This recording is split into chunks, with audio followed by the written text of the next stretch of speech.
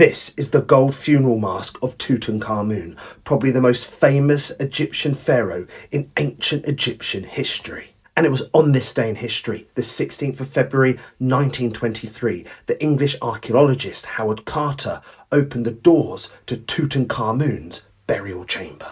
A burial chamber that had been sealed shut for over 3,300 years. In November 1922, after years of digging and searching, Howard Carter and his team discovered a stairwell going down into the ground in the Valley of the Kings. He had discovered what he was looking for, a lost intact tomb of an ancient Egyptian pharaoh. Now, Howard Carter states that it was one of his labourers that discovered the stairs going down into the ground. But that might not be true. A local legend states that it was actually one of his young helpers that used to supply water to his workers that discovered Tutankhamun's tomb. This worker was a young lad by the name of Hussein Abdul Rasul, and the legend states that in between working he was passing time by using a stick to dig into the ground, and he discovered a step going down into the ground. He alerted Howard Carter and his team, and then Howard Carter and his team started digging more,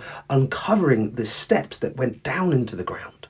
Here's a picture of Tutankhamun's tomb. The stairs that led down into it, that was discovered by either Hussein or Howard Carter and his team. This led to the antechamber, the chamber before the burial chamber. We have the annex here, and we have the treasure room. And it was on this day, the 16th of February 1923, that Howard Carter opened the burial chamber, and we discovered the sarcophagus of Tutankhamun. And this is the burial chamber, intact, preserved perfectly. Such a rare thing to find in ancient Egypt, because tomb robbers were everywhere throughout history, robbing ancient Egyptian tombs. Here we have a picture of Howard Carter opening the sarcophagus and having a look inside. And obviously we found this, the gold funeral mask.